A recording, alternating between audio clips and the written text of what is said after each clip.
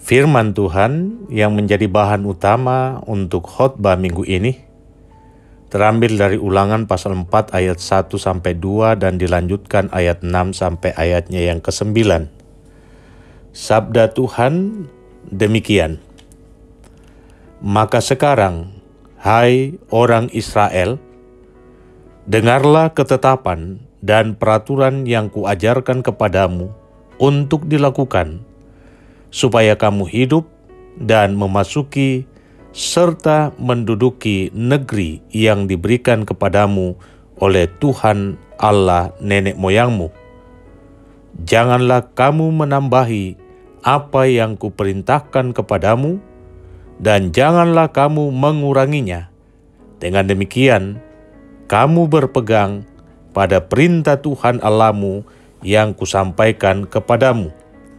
Lakukanlah itu dengan setia, sebab itulah yang akan menjadi kebijaksanaanmu dan akal budimu di mata bangsa-bangsa yang pada waktu mendengar segala ketetapan ini akan berkata, memang bangsa yang besar ini adalah umat yang bijaksana dan berakal budi, sebab bangsa besar manakah yang mempunyai Allah yang demikian dekat kepadanya seperti Tuhan Allah kita setiap kali kita memanggil kepadanya, dan bangsa besar manakah yang mempunyai ketetapan dan peraturan demikian adil seperti seluruh hukum ini yang kubentangkan kepadamu pada hari ini. Tetapi waspadalah dan berhati-hatilah, supaya jangan engkau melupakan hal-hal yang dilihat oleh matamu sendiri itu, dan supaya jangan semuanya itu hilang dari ingatanmu seumur hidupmu. Beritahukanlah kepada anak-anakmu dan kepada cucu cicitmu semuanya itu. Tema renungan kita, khotbah kita minggu ini, hati yang tidak jauh dari Allah. Saudara-saudara yang saya kasih di dalam Tuhan, setiap kita, setiap orang, siapapun, tentu mengharapkan tatanan kehidupannya itu aman, damai, adil, dan sejahtera. Dan untuk mewujudkan hal tersebut, maka dibuatlah suatu peraturan, ketetapan, dan hukum yang bertujuan untuk menata kehidupan setiap orang agar menjadi lebih baik, teratur, dan berkeadilan, bukan hanya bagi dirinya, tetapi juga bagi semua orang yang ada di sekelilingnya. Hal inilah yang menjadi inti pokok pengajaran Musa, juga penulis kitab Yakobus, dan terlebih khusus Tuhan Yesus sendiri. Dalam bacaan pertama, Ulangan pasal 4 ayat 1-2 yang dilanjutkan ayat 6-9 yang menjadi bahan utama khotbah minggu ini. Allah melalui Nabi Musa terus-menerus mengingatkan bangsa Israel untuk taat dan setia melakukan perintahnya.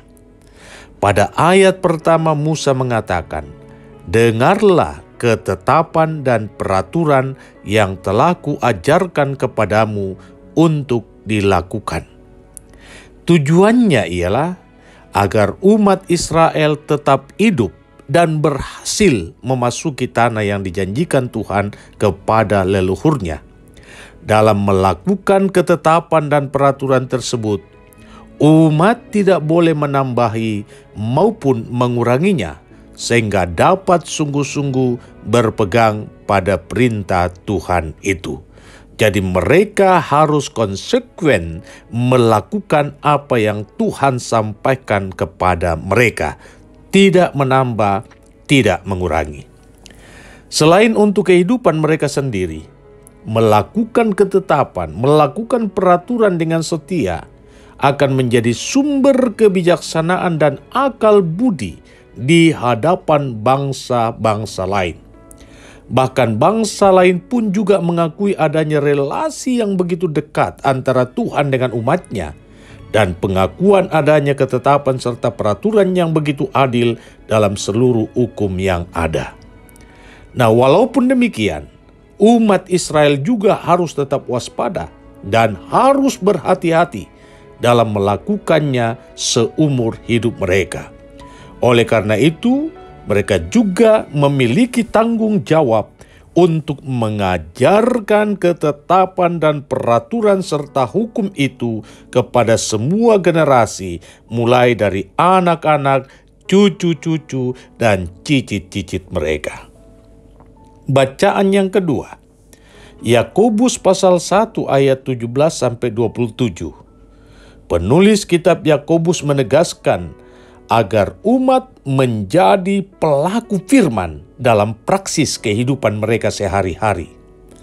Artinya, firman itu harus benar-benar menjadi tuntunan hidup, a way of life yang diwujudkan secara nyata dengan cara pertama, menjadi pribadi yang cepat mendengar, lambat berkata-kata, dan lambat untuk marah. Yang kedua, membuang segala hal yang kotor dan yang jahat, dan siap sedia menerima firman dengan lemah lembut. Yang ketiga, berusaha dengan tekun untuk menjadi pelaku firman, bukan hanya sekedar pendengar firman. Yang keempat, mengendalikan diri melalui perkataan atau melalui lidah. Dan yang kelima, memiliki kepedulian terhadap kaum lemah atau terdiskriminasikan yang mengalami kesusahan seperti anak-anak yatim piatu dan para janda.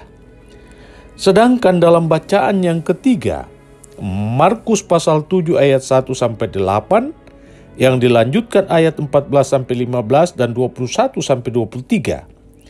Tuhan Yesus memberikan kritikan terhadap orang-orang Farisi dan ahli-ahli Taurat terkait dengan implementasi penerapan peraturan, ketetapan, dan hukum yang berlaku pada saat itu. Mengutip nubuatan Nabi Yesaya, Tuhan Yesus mengkritik dengan keras, dan ia menyatakan, "Bangsa ini memuliakan aku dengan bibirnya, padahal hatinya jauh daripadaku. Percuma mereka beribadah kepadaku, sedangkan ajaran yang mereka ajarkan ialah perintah manusia. Perintah Allah kamu abaikan untuk berpegang pada adat istiadat manusia." Bandingkan Yesaya pasal 29 ayat 13. Nah, melalui pernyataan ini, apakah Tuhan Yesus anti terhadap peraturan? Bisa jadi kita bertanya seperti itu, bukan? Melalui pernyataan ini, apakah Tuhan Yesus anti terhadap ketetapan hukum dan adat istiadat dalam masyarakat pada zamannya? Oh tidak, saudaraku. Tuhan Yesus bukannya anti terhadap peraturan, bukannya anti terhadap ketetapan hukum dan adat istiadat dalam masyarakat pada zamannya. Namun pernyataan ini hendak menyatakan bahwa Tuhan Yesus ingin agar masyarakat Yahudi pada saat itu pertama menempatkan perintah Allah atau firman Tuhan di atas peraturan, ketetapan, hukum, dan adat istiadat yang dibuat oleh manusia. Jadi perintah Allah atau firman Tuhan harus di atas segala-galanya. Yang kedua, Tuhan Yesus hendak mengingatkan agar dalam pemberlakuan peraturan itu tidak hanya sebatas memperhatikan hal-hal yang tertulis di dalamnya secara normatif, akan tetapi lebih kepada hal yang paling mendasar dan yang paling substansial. Hal ini secara jelas diuraikan melalui pengajarannya.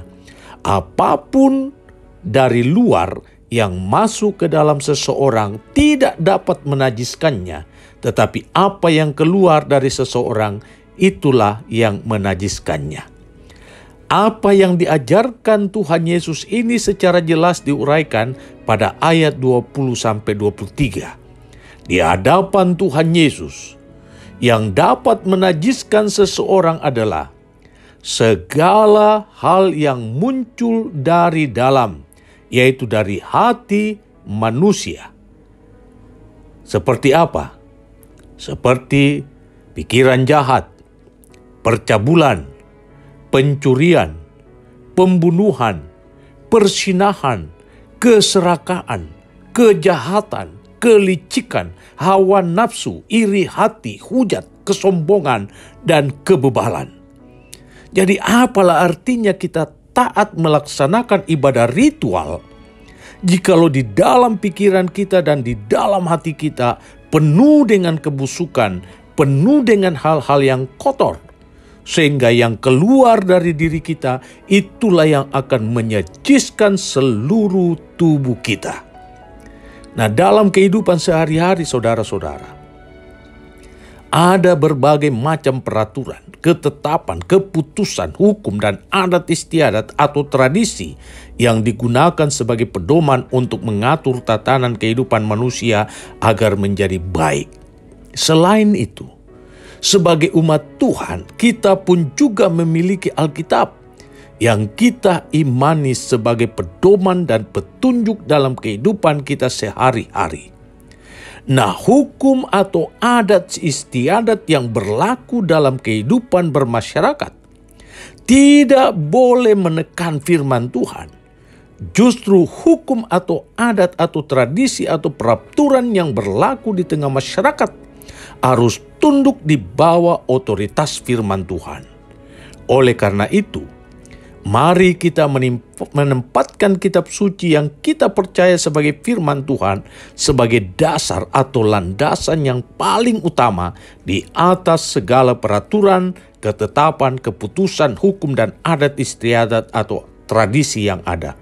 Dengan dasar kitab suci, marilah kita terus berusaha mewujudkan tatanan kehidupan yang aman, damai, adil, dan sejahtera bagi semua orang, dan menjadikan hidup kita semakin dekat dengan Tuhan.